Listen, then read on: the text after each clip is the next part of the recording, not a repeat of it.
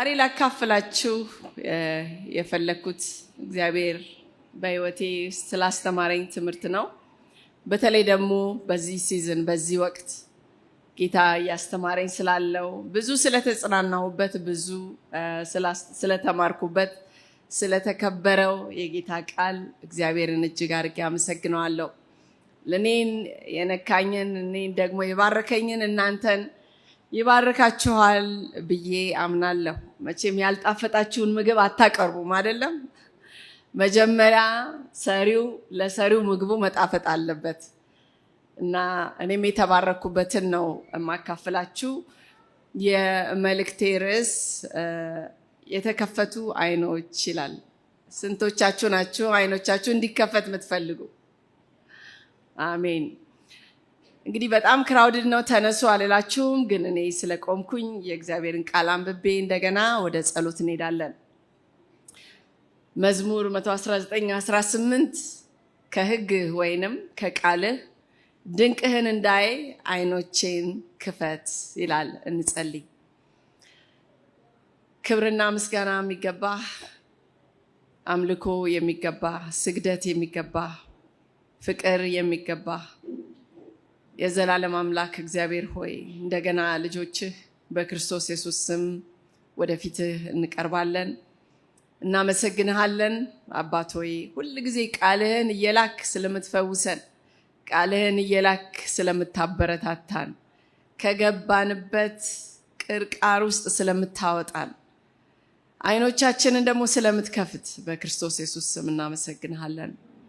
የቃሉ ባለቤት የሆንከው መንፈስ ቅዱስ በዚህ ቦታ እንድትከብር፣ በዚህ ቦታ እንድታስተምር በጌታ በኢየሱስ ስም ጸልያለሁ። ዛሬ እኔና ወገኖቼ ከዚህ ቦታ ስንሄድ አባት ሆይ የስጋዊ አይኖቻችን ብቻ ሳይሆኑ መንፈሳዊ አይኖቻችን፣ የልቦናችን አይኖች ይበሩ ዘንድ ያም ደግሞ ያንተ መልካም ፈቃድህ ነውና ጌታ ሆይ ታበራለን ዘንድ እንጸልያለን። በልዩ መገለጥ እንድትናገር በጌታ በኢየሱስ ክርስቶስ ስም ጸልያለሁ። እኔም ደግሞ ባሪያህን አባት ሆይ ከመስቀል ጀርባ እንድትደብቀኝ ጸልያለሁ። አባት ሆይ አንተ የጽድቅህን ካባ አልብሰህ እንድታቆመኝ፣ በጸጋህ እንድትሸፍነኝ፣ መንፈስ ቅዱስን ሞልተህ አንደበቴን በእሳት ነክተህ ያንተ ቃል ብቻ እንዲወጣ ጌታ ኢየሱስ አንተ በዚህ ቦታ እንድትከብር በክርስቶስ ኢየሱስ ስም ጸልያለሁ። ክብር ሁሉ ላንተ ይሁን በጌታ በኢየሱስ ስም አሜን። የተከፈቱ አይኖች። ይህንን ጥቅስ ሳጠና በዚህ ሳምንት የማቴዎስ ወንጌል 6:22-23 ያለው ጌታ ኢየሱስ የተናገረውን አስታወሰኝ። እሱም ምን ይላል? የሰውን መብራት አይን ናት ይላል። የሰውነት መብራት አይን ናት ይላል።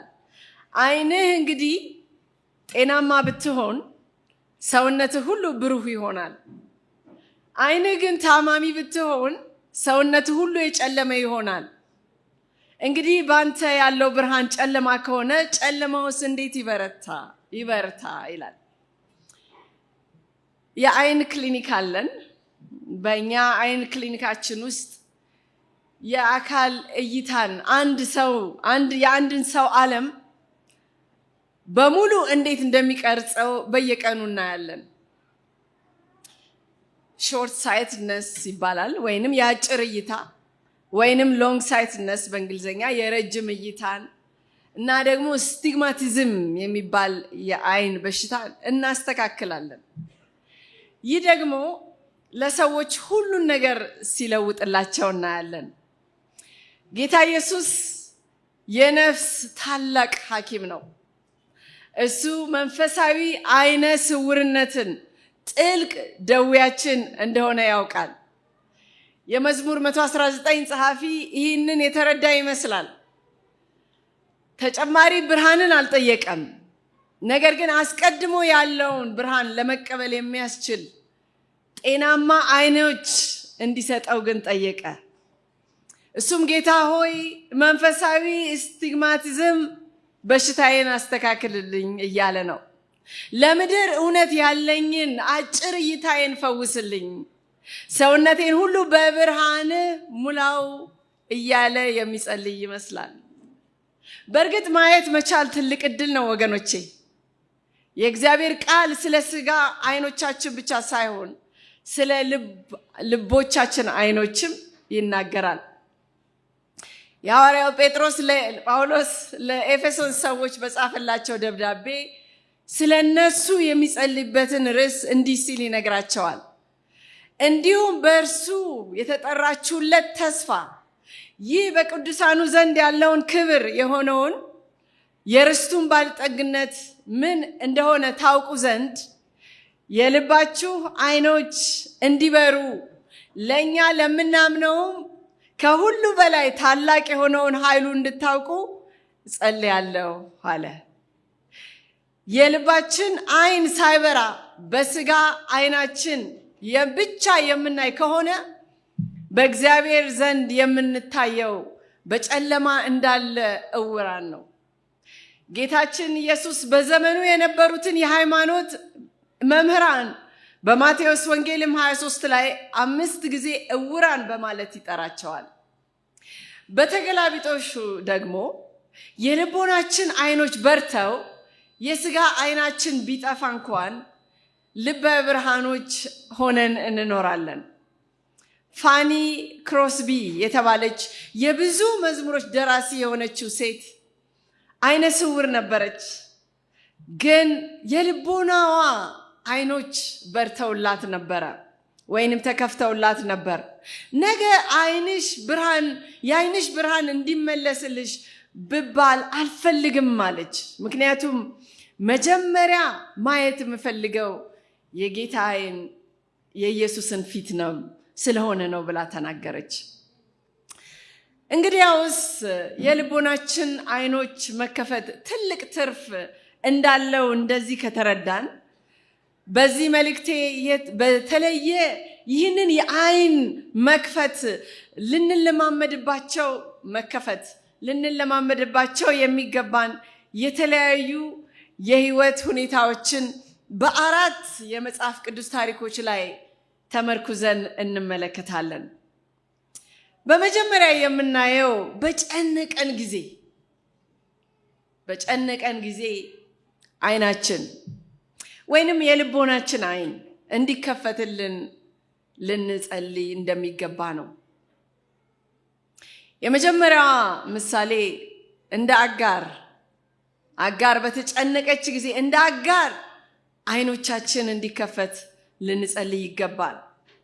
ወገኖቼ ዛሬ ስንቶቻችንን የጭንቀት ቀንበር ተጭኖን ቀና ማለት ያቃተን፣ ከጭንቀታችን የሚገላግለን ፍለጋ የደከምን እንኖር ይሆን? እንደ አጋር እኛም በምንጨነቅበት ጊዜ እግዚአብሔር አይኖቻችንን እንዲከፍትልን መጸለይ እንችላለን። እስቲ የአጋርን ታሪክ ከቃሉ እንመልከት። ዘፍጥረት 21 ላይ ያለውን የአጋርን ታሪክ ሳስበው አጋር ተስፋ የቆረጠችበትና ልብ የሚሰብር ሁኔታ ውስጥ ነበረች። እሷና ትንሿ ልጇ እስማኤል ወደ በረሃ ተልከዋል። ውሃ አልቋል። የሚያቃጥለው ሙቀት የማይታገስ ነበረ። እንደ እናት ከማንኛውም ወላጅ የከፋው ቅዠት ገጥሟታል። ልጇ በጥማትና በበረሃ ሙቀት ምክንያት ለሞት መዳረጉ አይቀርም። በፍርሃትና በሐዘን ተሸንፋ ስቃዩን እንኳን ማየት አልቻለችም። ልጇን ቁጥቋጦ ስር አስቀምጣ ርቃ አለቀሰች። ጭንቀቷ ወደ ፍጹም ተስፋ መቁረጥ ተለወጠ። ምንም መውጫ መንገድ አላየችም። በዓይኖቿ ውስጥ ለሷና ለልጇ ሞት አንድ አፍታ ቀርቷቸዋል። ስንቶቻችንን እንደዚህ ባለ በረሃ ቦታ የነበር ነው ወገኖቼ? ምናልባት አካላዊ በረሃ ላይሆን ይችላል፣ ግን የፋይናንስ በረሃ፣ የጤና ማጣት በረሃ፣ የተበላሹ ግንኙነቶች በረሃ፣ የፍቺ በረሃ፣ የቤት መፍረስ በረሃ፣ የተስፋ መቁረጥ በረሃ። ያለንን ሀብት ስንመለከት አልቋል። ያለንን አማራጮች ስንመለከት ምንም የለም። በጭንቀት ደንዝዘናል እና ማየት የምንችለው ወደፊት ያለውን ጥፋት ብቻ ነው። እይታችን በራሳችን አስቸጋሪ ሁኔታዎች ላይ ብቻ የተገደበ ነው። ነገር ግን መጽሐፍ ቅዱስ የሚነግረን እግዚአብሔር የልጁን ድምፅ እንደሰማ ነው። አንድ መልአክም አጋርን ጠራት። እግዚአብሔር በድንገት ከበረሃው አላስወጣትም። እንዲሁም በድንገት ከየትም መጥቶ የዝናብ ደመና አላመጣላትም። ይልቁንም አጋር ሆይ ምን ሆንሽ? እግዚአብሔር የብላቴናውን ድምፅ ባለበት ስፍራ ሰምቷልና አትፍሪ፣ ተነሺ፣ ብላቴናውንም አንሺ፣ እጅሽንም በእርሷ አጽኚ፣ ትልቅ ሕዝብ አደርገዋለሁና አላት። ሃሌሉያ። ከዛም ለመላው ነጥባችን ቁልፍ የሆነውን ጥቅስ መጣ። ምን ይላል መጽሐፍ ቅዱስ? ዘፍጥረት 21:19 ላይ ከዛም እግዚአብሔር ዓይኖቿን ከፈተላት። ሃሌሉያ። የውሃ ጉድጓድም አየች፣ ሄደች፣ አቅማዳውንም በውሃ ከሞላች በኋላ ልጁን አጠጣችው ይላል። ምን እንደተፈጠረ ተመልከቱ። የውሃ ጉድጓድ አስቀድሞ እዛው ነበረ። አቅራቦቱ አስቀድሞ ተዘጋጅቶ ነበር። ነገር ግን በፍርሃት በጭንቀት እና በእንባ ምክንያት አጋር ለመንፈሳዊው ነገር ዓይኗ ታስታውሮ ነበረ። እይታዋ በችግሩ ሙሉ በሙሉ ስለተሸፈነ መፍትሄውን ማየት አልቻለችም። ይህ በምንጨነቅበት ጊዜ ለመንፈሳዊ እይታ የምናደርገው ጸሎት ኃይል ነው። ጭንቀታችን እንደ አጋር ጭንቀት ለመንፈሳዊ ዓይነ ስውርነት ይዳርገናል። ያስቀመጥነው ግብ ያጣነውና በቅርቡ የሚመጣውን ውድቀት ብቻ እንድናይ ያደርገናል። የእግዚአብሔር አቅርቦት ከፊት ለፊታችን እያለ እንኳን ከእይታችን ጭንቀት ይሰውረዋል። አምላኬ ሆይ ዓይኖቼን ክፈትልኝ ብለን ስንጸልይ እሱ አዲስ መፍትሄ እንዲፈጥርልን እየጠየቅነው አይደለም። ለአጋር ያደረገውን እንዲያደርግልን እየጠየቅነው ነው እንጂ የጭንቀትን መጋረጃ እንዲያነሳልን እሱ አስቀድሞ ያዘጋጀውን አቅርቦት፣ ጥንካሬን፣ ቀጣዩን እርምጃ ወይም ከመጽሐፉ ላይ የሚያጽናናውን ቃል ማየት እንድንችል ነው። የውሃው ጉድጓድ እዛው ነበረ። እሷ ብቻ ለማየት የሚችል ዓይን ያስፈልጋት ነበር። በምንጨነቅበት ጊዜ በእምነት እንዲህ ብለን መጸለይ እንችላለን። ጌታ ሆይ እይታዬ በፍርሃቴ ተሸፍኗል። ስንቶቻችሁ ናችሁ እንዲህ ብላችሁ የጸለያችሁ የምታውቁ? እኔ እንደዚህ እያልኩ ነበር የምጸልየው። ይህን ችግር ብቻ ነው ማየት የምችለው። ነገር ግን አንተ የምትሰጥ አምላክ ነህ። በዚህ ሁኔታ ለእኔ ያለህን ጉድጓድ አይ ዘንድ ዓይኖቼን ክፈትልኝ። በአሁኑ ጊዜ በጭንቀት ምክንያት ለማየት ዓይነ ስውር የሆንኩበትን መገኘትህን፣ ቃልህን እና አቅራቦትህን አይ ዘንድ እርዳኝ ብለን መጸለይ እንችላለን። ይሄ ነው እንግዲህ ወገኖቼ። ስንቶቻችሁ በጭንቀት እንዳላችሁ አላውቅም። ነገር ግን ጭንቀት የመንፈሳዊን ዓይን ያሳውራል። ቀጥለን ሁለተኛ፣ በፈተና በወደቅን ጊዜ ዓይናችን እንዲከፈት መጸለይ እንዳለብን ከበለዓም ታሪክ እንማራለን። ወደ ዘኍልቍ መጽሐፍ ምዕራፍ 22 እስከ 24 ያለውን ማየት እንችላለን። እውነተኛ ግንኙነት ከእግዚአብሔር ጋር የነበረው በለዓም የተባለ ነቢይን እናገኛለን። የሞዓብ ንጉሥ ባላቅ እስራኤላውያን እጅግ ስለፈራ መልእክተኞችንም ወደ በለዓም ልኮ እንዲህ የሚል ትርፋማ የንግድ ስምምነትን አቀረበለት። ለእኔ ብለህ አለ እነዚህን ሰዎች እርገምልኝ፣ እኔ ግን በደንብ እከፍልሃለሁ አለ። በለዓም በመጀመሪያ ትክክለኛውን ነገር ያደረገ ይመስላል። እርግጠኛ ነኝ ታውቁታላችሁ ታሪኩን። ጸለየ። እግዚአብሔር ግልጽና ቀጥተኛ መልስ ሰጠው። ዘኍልቍ 22:12 ላይ ምን ይላል? ከነሱ ጋር አትሂድ፣ እነሱ የተባረኩ ናቸውና ሕዝቡን አትርገማቸዋል። ስለዚህ በለዓም የንጉሱን ሰዎች እምቢ አለ። ነገር ግን ንጉስ ባላቅ የበለጠ ታዋቂ መልእክተኞችና ወዲያውም የበለጠ ሽልማት ደግሞ ጨምሮ ላከ። በሌላ አነጋገር ዋጋውን ከፍ አድርጎ መጣ ማለት ነው። ልክ በዘመናችን በዚህ ዘመን በዚህ ሀገር ላይ እንደምናየው ክርስቲያኖች ታላላቅና ከፍተኛ ቦታ ላይ ተቀምጠው በገንዘብና በፍርሃት እየተፈተኑ ኃላፊነታቸውን መወጣት እንዳቃታቸው ክርስቲያኖች ማለት ነው። ዛሬ በየቦታው ስንሄድ በመንግስት መስሪያ ቤቶችም ሆነ በሌላ የሞሉት እግዚአብሔርን እናውቃለን የሚሉ ክርስቲያኖች ናቸው። ነገር ግን እርግጠኛ ነኝ ሁላችንም ያንን ተለማምደናል ብዬ አምናለሁ። የበለዓም አይነት ገንዘብ የሚፈልጉ ገንዘብ የሚጠይቁ ክርስቲያኖች የበለዓም ለገንዘብ ለዝናና ለክብር ያለው ፍላጎት ከእግዚአብሔር ጋራ መጣላት ጀመረ። ለመልእክተኞቹ ባላቅ ቤተ መንግስቱን ሙሉ ብርና ወርቅ ቢሰጠኝ እንኳን የአምላኬን የእግዚአብሔርን ትእዛዝ ለመተላለፍ ትንሽም ሆነ ትልቅ ነገር ማድረግ አልችልም ማለት መንፈሳዊ ይመስላል አይደል? ግን ልቡ አስቀድሞ እየተንገዳገደ ነበር። አሁን በዚህ ሌሊት እዚህ ቆዩ፣ እግዚአብሔር ሌላ ምን እንደሚነግረኝ አውቃለዋል።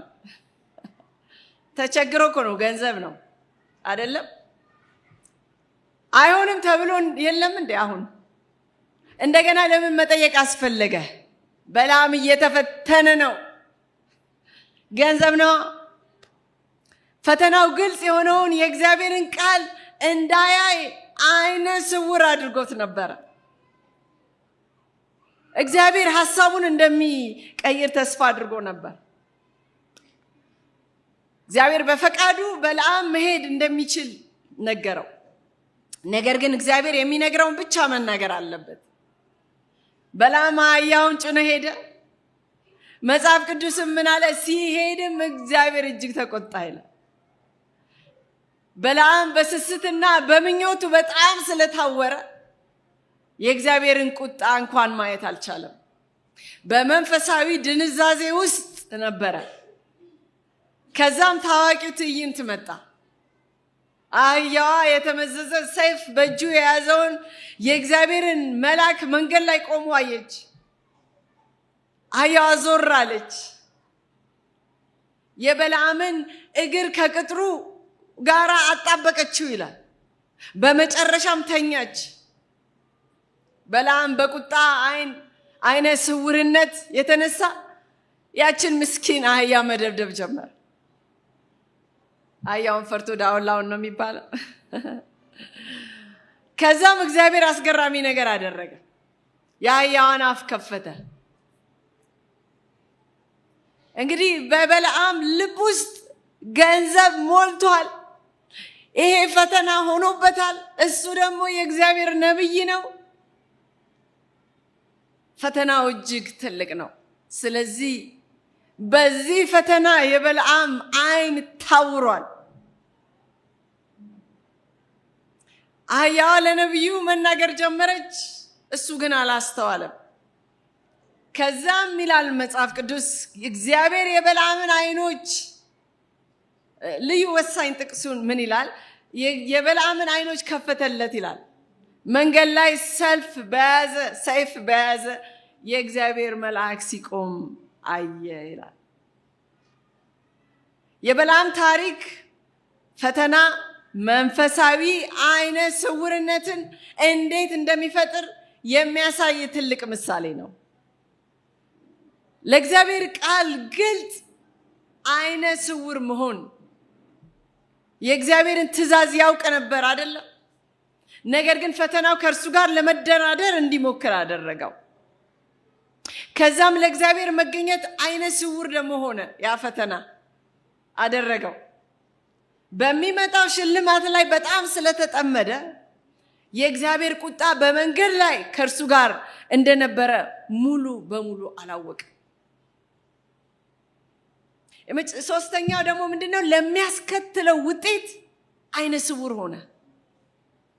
በእጁ ሰይፍ ይዞ ሊመታ የቆመውን መልአክ ያለበትን መንፈሳዊ አደጋ እንኳን ማየት አልቻለም። ሰይፍ የያዘው መልአክ እዛው ነበረ፣ አደጋ ላይ ነበረ። ነገር ግን እግዚአብሔር አይኖቹን እስኪከፍትለት ድረስ በለዓም አይነ ስውር ነበረ። አዎ በለዓም አይኑ በተከፈተ ጊዜ ያየው የእግዚአብሔር መልአክ እንዲህ አለው፣ መንገድ በፊቴ ጠማማ ስለሆነ ልቃወም መጥቻለሁ አለው።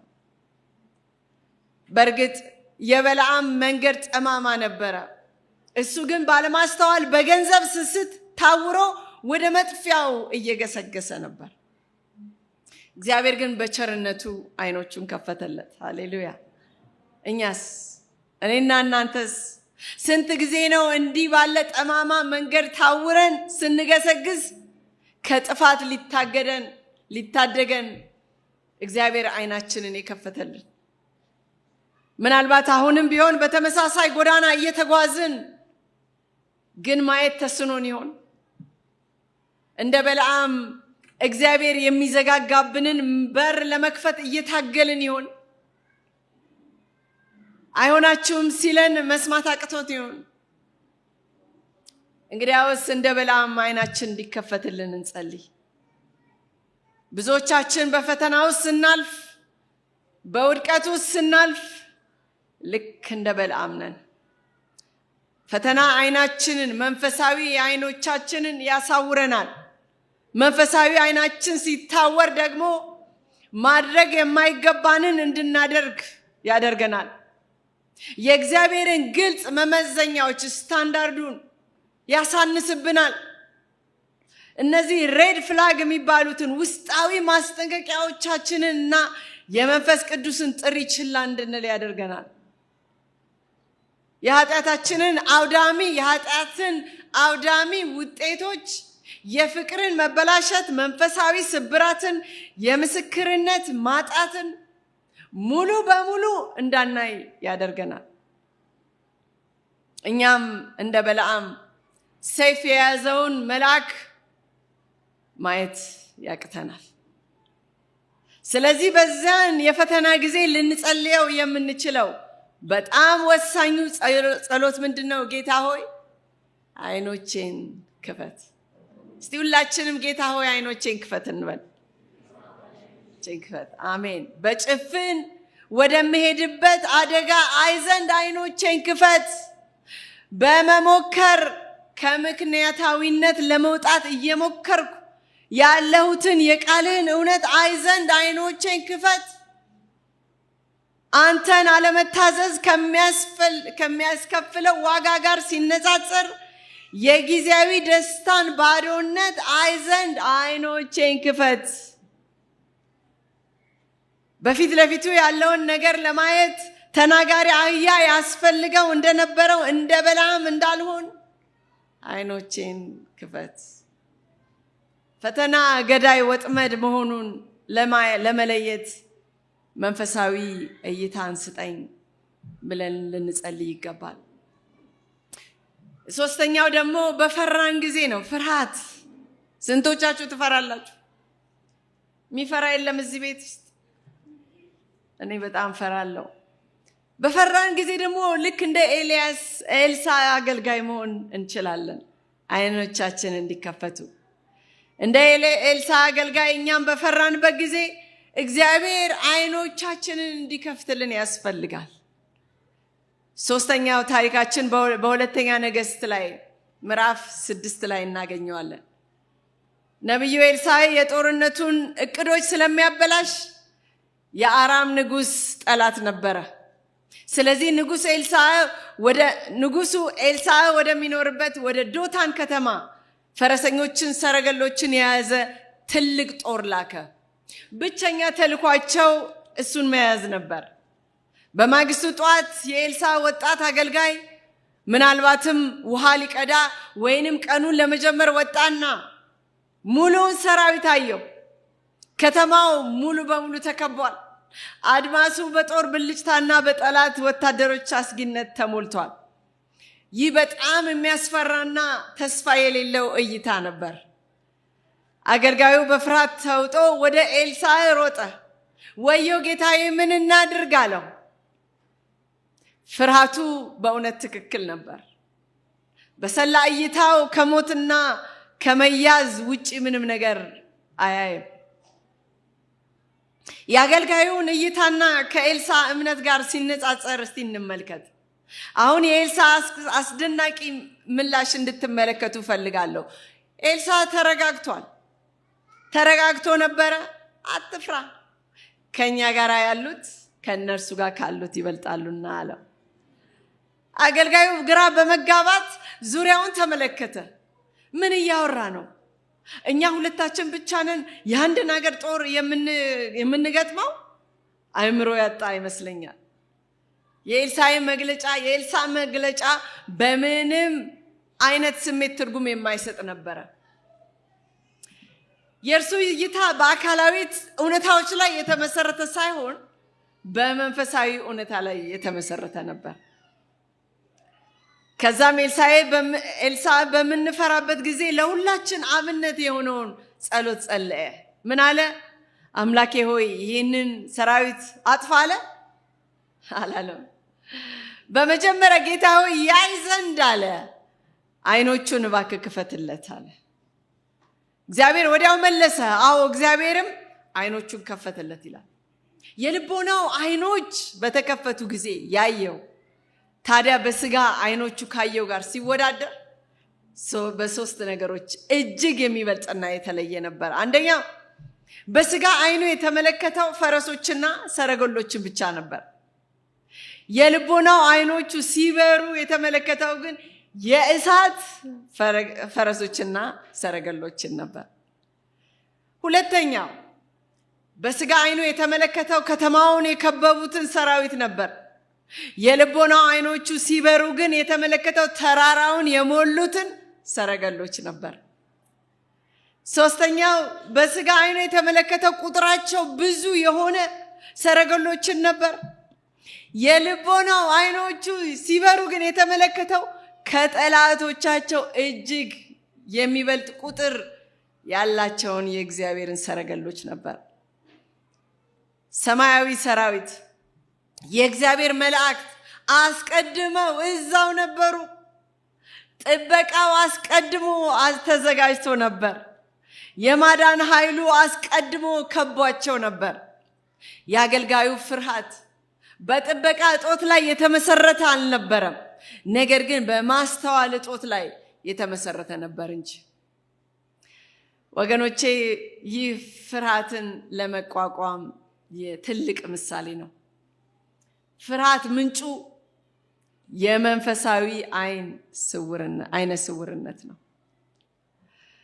እኛ ዛሬ በፍርሃት ያንቀጠቀጠን ወየው ጠፋው ብለን የሰጋንበት የተጋረጠብን የህልውና አደጋ ምን ይሆን? እኔና ቤተሰቤ በእኛ አቅም ተፋልመን ልንጥለው ከማንችለው ባላጋራ እየተፋጠጠ ነው። በዚህ የህይወት ምዕራፍ ላይ ነው ያለነው። እናንተስ? ምናልባት እንደኛ ከፊታችሁ የተጋረጠባችሁ የከበዳችሁ ነገር ይኖር ይሆን? እኛም እንደ ኤልሳዕ ባሪያ ምን ማድረግ ይሻለናል ብለን በድንጋጤ የምናደርገው ነገር ጠፍቶብን ይሆን? አዎ፣ ለባሪያው እግዚአብሔር አይኑን እንደከፈተለት የእኛንም አይን ሊከፍት ዝግጁ ነው። ሃሌሉያ! ብቻ አይኖቼን ክፈት እንበለው። ያን ጊዜ ከኛ ጋር ያለው የሚበልጥ መሆኑን እንረዳለን። በእርሱም እኛ ከአሸናፊዎች ሁሉ በላይ እንደምንበልጥ በመረዳት እንረጋጋለን ማለት ነው። ያም ባይሆን ዛሬ የምንፈራባቸው ብዙ ምክንያቶች አሉ። ዘማሪው እንዳለው ነገር ሁሉ የሚያስፈራ የሚሆነው በምድር ዙሪያ አለ አይደለ? ስንት የሚያስፈራ ነገር አለ በዚህ ምድር ላይ። ለወደፊቱ ያለን ፍራቻ፣ እቺ ሀገር ምን ትሆን ይሆን? እንዴት ይሆን መጨረሻዋ? የልጆቼ መጨረሻ ምን ይሆን? የጤና ሁኔታችን ያስፈራናል። ለውድቀት ስንፈራ ብዙ ፍርሃቶች አይኖቻችንን ያጠቡታል፣ እይታችንን ያጠቡታል። እኛም የከበበኑን ሰራዊትና አስጊ ሁኔታዎችን ብቻ ማየት እንችላለን። እኛም እንደ አገልጋዩ ምን እናደርጋለን ብለን እንጮሃለን። አለመታደል ሆነና እውነታችን የሚወሰነው በአካላዊ አይናችን ልናየው በምንችለው ነገር ብቻ ነው። የእርሱ ተስፋዎች በኮረብታ ላይ እንዳሉት የእሳት ሰረገላዎች ናቸው። ሃሌሉያ! የእርሱ መገኘት ኃይሉና ሉዓላዊ ቁጥጥሩ አስቀድሞ በሁኔታችን ውስጥ ይገኛል። እኔና እናንተ ብቻችንን አይደለንም። ስለዚህ በምንፈራባቸው ሰዓቶቻችን የኤልሳዕን ጸሎት ለራሳችን መጸለይ ይኖርብናል። ጌታ ሆይ እባክህ አይ ዘንድ አይኖቼን ክፈት ማለት እንችላለን። ፈጽሞ እንደማትተወኝ የገባህልኝን ቃል ኪዳን አይ ዘንድ አይኖቼን ክፈት ማለት እንችላለን። ከሚያጋጥመኝ ከማንኛውም ስጋት የበለጠ የሆነውን ኃይልህን አይ ዘንድ አይኖቼን ክፈት ማለት እንችላለን።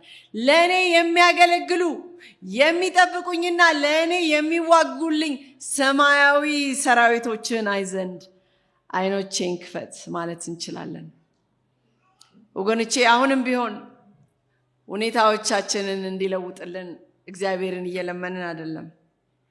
ይልቁንም ድል አድራጊ ወገን እንዳለን በማወቅ በሚመጣው በማይናወጥ እምነት ሁኔታዎችን መጋፈጥ እንድንችል እይታችንን እንዲለውጥልን ግን እየጠየቅነው ነው።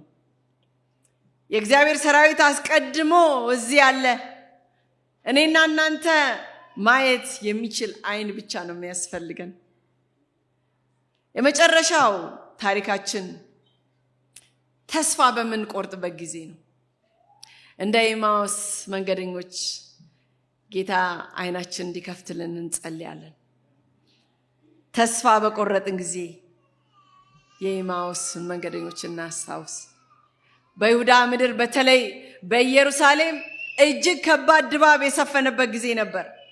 አንዳንዶች በፍርሃት፣ ሌሎች ደግሞ በጭንቀት፣ አንዳንዶች በሐዘን የተዋጡበት ክስተት ይኸውም የጌታችን የኢየሱስ ስቅለት ከተፈጸመ 3 ቀን ሆኖታል። በዚህ ሳምንት በሳምንቱ የመጀመሪያ ቀን ከኢየሱስ ደቀ መዛሙርት መካከል የነበሩት 2 ከኢየሩሳሌም ተነስተው ወደ ኤማውስ 2 መጓዝ ጀመሩ። በሐዘን ልባቸው ተሰብሮ በተስፋ መቁረጥ ተሞልተው እየቆዘሙ በሚሄዱበት ጊዜ ሞትን ድል አድርጎ የተነሳው ጌታ አብሯቸው መጓዝ ጀመረ። እርሱ ምንም እንደማያውቅ ጥያቄ ሲጠይቃቸው ነበር። እነሱ ግን ለቀባሪው የማርዳትን ያህል የሆነውን ነገሩት። በተለይ እንዲህ በማለት የተናገሩት ቃል የተስፋ መቁረጣቸውን ከፍታ ያሳየናል። እኛ ግን እስራኤልን ይበዣል ብለን ተስፋ ያደረግነው እሱ ነበር አሉት። ምንም እንኳን በዛ ማለዳ ኢየሱስን ትንሣኤ ወደ መቃብሩ የሄዱት ሴቶች ያበሰሯቸው ቢሆንም እነሱ ግን ያንን ማመን ከብዷቸው በተስፋ መቁረጥ ውስጥ መቆየትን መርጠው ነበር። ጌታችን ግን የሆነው ሁሉ አስቀድሞ የተጻፈው እንዲፈጸም መሆኑን በእርግጥም አሁንም ቢሆን ለእስራኤልም ሆነ ለሰብአዊ ዘር በሙሉ ሌላ ማዳን፣ ሌላ መፍትሄ እንደሌለ አስረዳቸው። በቀኑ መጨረሻ ከነሱ ጋር ማረፊያቸው እንዲመጣ ግድ አሉት። ቁጥር 30-31 ላይ ምን ይላል? ምዕራፍ 30 ቁጥር 30 እና 31 አብሯቸውም በማዕድ በተቀመጠ ጊዜ እንጀራውን አንስቶ ባረከ ይላል። ቆርሶም ሰጣቸው። በዚያን ጊዜ አይናቸው ተከፈተ፣ አወቁትም፣ እሱም ከነሱ ተሰወረ ይላል። የመጨረሻው የቀኑ ተአምር የአይናቸው መከፈት ነበረ። የልቦናቸው አይኖች ተከፈቱ። እሱንም ጌታ ኢየሱስንም ማየት ቻሉ። እሱን ማንነቱን ሲያዩ ተስፋ የቆረጡበት ሁኔታ ወዲያው ተለወጠ። እርስ በርሳቸው በመንገድ ሲያነጋግረንና መጽሐፍትን ሲከፍትልን ልባችን በውስጣችን ይነድን አልነበረምን አሉ፣ ተባባሉ። ወዲያው ተነስተው ወደ ኢየሩሳሌም ተመለሱ። ከዛ በኋላ በሽንፈት እየተራመዱ ሳይሆን የምስራቹን ለመናገር በደስታ እየሮጡ ተመለሱ። ተስፋ መቁረጥ ወገኖቼ በበሽታ አይነት ቢተረጎም እንደ መንፈሳዊ ዳይመንሻ ወይንም የአይን መታወር አይነት ነው። ትኩረታችን ሁኔታችን ብቻ ላይ ሲሆን ሁሉንም ነገር እንረሳለን አይደለ? ያ ትናንትና ያመንነው፣ ያ ትናንትና የጨበጨብነው፣ የመሰከርንለት ዜሮ ይገባል። የከሸፉብንን እቅዶች፣ ሐዘናችን ላይ ጥልቅ ተስፋ መቁረጣችን፣ እነዚህ ላይ አይምሯችን ሲሰካ እግዚአብሔር እንደሌለና ተስፋዎቹ እንደከሸፉ እንድናምን ያደርገናል። እንደ ደቀ መዛሙርቶቹ የሃይማኖታችንን እውነታዎች በሙሉ ልንይዝ እንችላለን። ነገር ግን ሁኔታችን ውስጥ ኢየሱስን ስላላየን በደመ ነፍስ ወደፊት እንጓዛለን። እኛስ ለተስፋ መቁረጥ የዳረገን ምን ይሆን ወገኖች? ዛሬ ተስፋ የቆረጣችሁበት ነገር ይኖር? ጌታ ኢየሱስን ማየት ያቃተን በምን ምክንያት ይሆን? ተስፋ ስንቆርጥ በዛ በኤማውስ መንገድ ላይ የሆነውን መጸለይ ያስፈልገናል። ጌታ ሆይ ከኔ ጋር ስትሄድ እንዳይ አይኖቼን ክፈት እንበለው። ህልሞቼ ሲሞቱ የወደፊት የህይወቴ ጨለማ ሲመስል አንተ እንደሌለ ሳይሆን በስቃይ መካከል እዚህ እንዳለ እንዳይ አይኖቼን ክፈት እንበለው። እውነታዬ በተስፋዎች አማካኝነት እንደገና ተርጉምልኝ። ምንም እንኳን ባልረዳውም እንኳን የኔ ታሪክ ከመበጀት ታላቅ ታሪክ ጋር እንዴት እንደሚስማማ እስቲ ያሳየኝ እንበለው። ጌታ ሆይ ልቤ በእውነት እንዲሞቅልኝ ልቤን ክፈት እንበለው። እስቲ የተስፋ መቁረጤ የቀዘቀዙ መንገዶችን በመገኘትህና በዓላማ በሚነድ እምነት ተካልኝ እንበለው። እስቲ የኤማውስ መንገደኞች አይናቸው ተከፍቶ ማየት ሲችሉና አብሯቸው ያለውን ኢየሱስ መሆኑን ሲረዱ ተስፋቸው እንደገና ለመለመ። እኛም ዛሬ ይህንን ጌታ በልቦናችን አይኖች ስናየው የሚጦሰውን ጧፋችንን እንደገና ያብራዋል።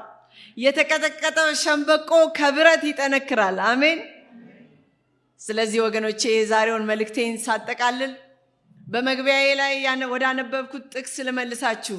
ይኸውም መዝሙር 119:18 ጸሎት ነው። ጸሎቱ ቀላል ነው፣ ነገር ግን ጥልቅ ነው። አይኖቼን ክፈትልኝ። በአራት የተለያዩ የበረሃ መንገዶች፣ በአራት የተለያዩ የህይወት ሁኔታዎች ውስጥ ተጉዘናል እና ይህ ጸሎት ለጥልቅ ትግላችን የእግዚአብሔር መልስ እንደሆነ ተመልክተናል።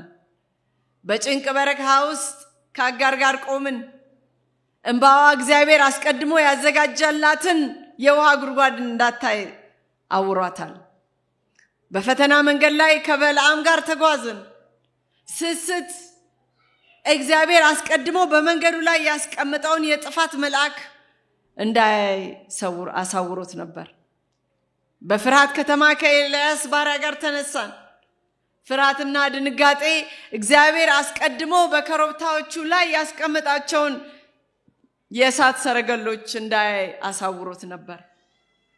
በመጨረሻ በተስፋ መቁረጥ መንገድ ላይ ከደቀ መዛሙርቱ ጋር በኤማውስ መንገድ ተጓዝን። ሐዘን አስቀድሞ ከጎናቸው ይጓዝ የነበረውን ከሞት የተነሳውን አዳኙን እንዳያዩ አድርጓቸው ነበር። ወገኖቼ ስርዓቱ ግልጽ ነው።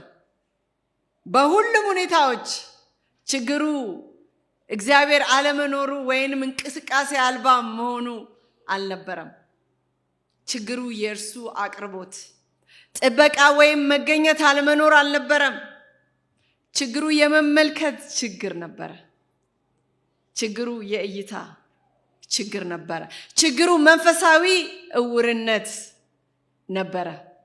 እግዚአብሔር አስቀድሞ የፈጠረውን መንፈሳዊ እውነት ማየት አለመቻል ነበረ። ታዲያ ዛሬ ያላችሁበት በረሃ ምንድነው? የምትሄዱበት መንገድ ምንድነው ወገኖቼ? የጭንቀት መንገድ ነው?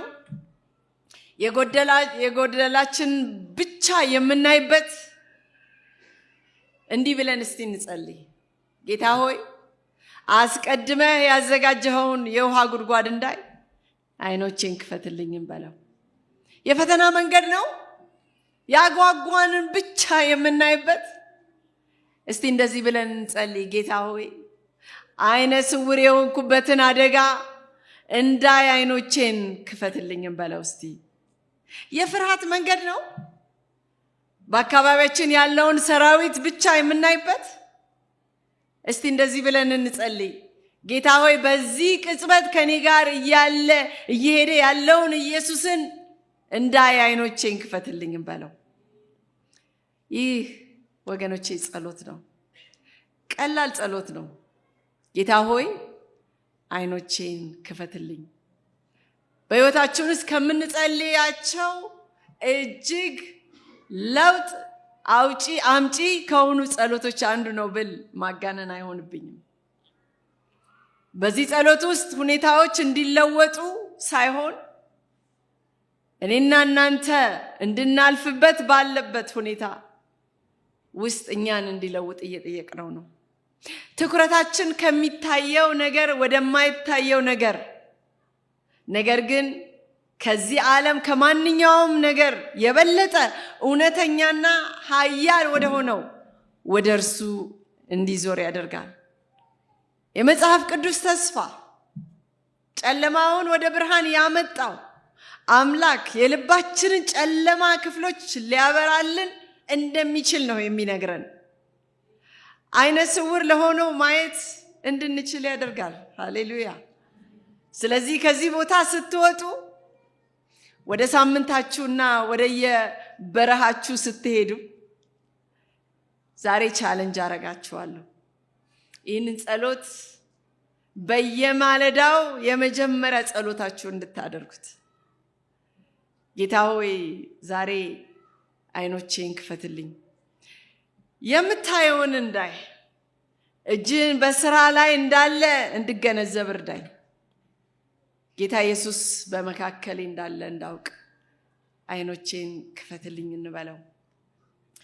ይህ ጸሎት ከልባችን ስንጸልይ ያን ጊዜ በቃሉ ውስጥ እኔና እናንተ ድንቅ ነገሮችን ማየት እንጀምራለን። በበረሃ ውስጥ የእርሱን አቅራቦት ማየት እንጀምራለን። በፈተና ውስጥ ከገደሉ ጫፍ መድረሳችንን አይተን ከሞት አፋፍ እንተርፋለን። በፍርሃት ውስጥ የእሱን ጥበቃ የከበቡንን ሰረገሎች ማየት እንጀምራለን። በተስፋ መቁረጥ ውስጥ የእምነታችንን ጀማሪና ፈጻሚ የሆነውን አይተን እንደገና በተስፋ እንሞላለን እና በምንሄድበት መንገድ ሁሉ የእርሱን መገኘት ተስፋ እናያለን። ስለዚህ ወገኖቼ የኔና የእናንተ ጸሎት ጌታ ሆይ ዛሬ አይኖቼን ክፈትልኝ ይሁን። እንጸልይ። ዛሬ ምናልባት እንደ አጋር በጭንቀት እንደ በላም በፈተና ደግሞም እንደነዛ ኤማውስ ሰዎች ተስፋ በመቁረጥ የምታልፉ ትኖሩ ይሆን? ዛሬ የተለየ ጸሎት እፈልጋለሁ፣ ዛሬ እግዚአብሔር የኔን አይን እንዲከፍት እፈልጋለሁ የምትሉ ካላችሁ እጆቻችሁን ማውጣት ትችላላችሁ። አሜን። እግዚአብሔር መልካም ነው። ስንፈራ ብዙ የሚያስፈሩ ነገሮች አሉ። ዛሬ ግን አይኖቼ እንዲከፈትልኝ እፈልጋለሁ የምትሉ ካላችሁ ጌታ የእያንዳንዳችሁን እጆች አይተዋል። እንጸልይ። ክብርና ምስጋና አምልኮና ስግደት የሚገባ ሁሉን የምትችል የዘላለም አምላክ እግዚአብሔር ሆይ በጌታ በኢየሱስ ስም እናመሰግንሃለን። ዛሬም እንደገና ጌታ ሆይ ጸሎት ሰሚ ጸሎት መላሽ አምላክ ስለሆንክ ተመስገን። አባት ሆይ ስላመጣህልን ቃል የህይወት ቃል እናመሰግንሃለን። አይነ ስውርነታችን አባት ሆይ የእይታችን መበላሸት ምን ያህል አዘቅት ውስጥ እንደጣለን አንተ ታውቃለህ። የተናገርከውን ቃል ማስተዋል እንዴት እንዳቃተን፣ እንዴት ማመን እንዳቃተን፣ የልቦናችን አይኖች እንዴት እንደታወሩ አንተ ታያለህ ጌታ ሆይ። ያንኑ ማንነታችንን ይዘን ልቀረብን። ዛሬም እግዚአብሔር ሆይ በጌታ በኢየሱስ ክርስቶስ ስም ከዚህ አይነ ስውርነት ከዚህ የልብ መታወር ነፃ እንድታወጣን በክርስቶስ ኢየሱስ ስም እለምንሃለሁ። አቤቱ እኛም በተጨነቅን ጊዜ እንዳጋር አይኖቻችንን ከፍተህ ጌታ ሆይ አንተ ከጭንቀት የምታወጣ አንተ ያዘጋጀህልንን የህይወቱ ጉድጓድ ማየት እንድንችል እንድትረዳን ጸልያለሁ። ዛሬም እግዚአብሔር ሆይ በፈተና በተከበበ ዓለም ውስጥ እንኖራለን፣ ብዙ እንፈተናለን አባት ሆይ። ነገር ግን ጌታ ሆይ ዛሬም አንተ ለበለዓም የላክለትን ያንን መልአክ በፊታችን እያስኬድክ ከክፋት ጌታ ሆይ ከውድቀት እንድትጠብቀን አይኖቻችን እንድትከፍት በክርስቶስ ኢየሱስ ስም ጸልያለሁ። ዛሬም እኛም ጌታ ሆይ እንደ ኤልሳዕ በፍርሃት ተከበናል። ብዙ የሚያስፈሩ የማናቃቸው ነገሮች አሉ። ነገር ግን ጌታ ሆይ ዛሬም በክርስቶስ ኢየሱስ ስም የኔንም ሆነ የወገኖቼን አይኖች ከፍተህ ከኛ ጋር ያሉት ከነሱ ጋር ካሉት የበለጡ እንደሆኑ መሆናቸው እንድናቅ እንድትረዳን ጸልያለሁ። ጌታ ሆይ ይህ ምድር ተስፋ የሚያስቆርጥ ምድር ነው። እነሆ ጌታ ሆይ ብዙ ተስፋ የሚያስቆርጡ ነገሮች አሉ። የዚህ ምድር ነገር ጌታ ሆይ ተስፋ ያስቆርጡ። ነገር ግን አባት ሆይ በዚህ ተስፋ በሚያስቆርጥ ምድር ውስጥ አንተ እንዳለህ እንደ ኤማሁስ መንገደኞች አብረህን እየተጓዝክ እንዳለን ማየት እንድንችል የእምነታችን ጀማሪና ፈጻሚ የሆንከው ጌታ ኢየሱስ አብረህን እንዳለ ማየት እንድንችል አይኖቻችን እንድትከፍት በክርስቶስ ኢየሱስ ስም ጸልያለሁ። እናመሰግንሃለን ስለምታረገው ነገር። የዘላለም ጸሎታችን ይህ ይሆን ዘንድ ኑና ከኔ ያንን አይን ኩል ግዙ ያልከውን ያንን በነፃ ውሰዱ ያልከውን የአይን ኩል ዛሬ ትኩለን ዘንድ አይኖቻችን ተኩለው ጥልቅ የሆነውን ያንተን የቃልህ ግንዛቤ ይኖረን ዘንድ ጥልቅ የሆነውን የመንፈስ ቅዱስን ማንነት እንገነዘብ ዘንድ አባት ሆይ ያንን ኩል ሰተን እንድንሄድ በክርስቶስ ኢየሱስ ስም ወደፊት መጣን። አንተ ኳለን ጌታ ሆይ እንደ ንስር ከሰማይ ላይ ሆና ጥልቅ የሆነውን ውቅያኖስ መሬት እንደምትመለከት አመለካከታችንን አይኖቻችንን ያጭርም እይታም ሆነ የረጅም እይታዎች በሽታዎቻችንን ሁሉ ከኛ ላይ ታነሳ ዘንድ በክርስቶስ ኢየሱስ ስም ጸልያለሁ። እግዚአብሔር ሆይ ዛሬ አንተ ማየት የምትችለውን ማየት እንድንችል አይኖቻችን እንድዳስሰን ጸልያለሁ። እናመሰግንሃለን ስለምታረገው ነገር። ክብር ሁሉ ላንተ ይሁን በጌታ በኢየሱስ ክርስቶስ ስም አሜን። ጌታ ይባርካችሁ።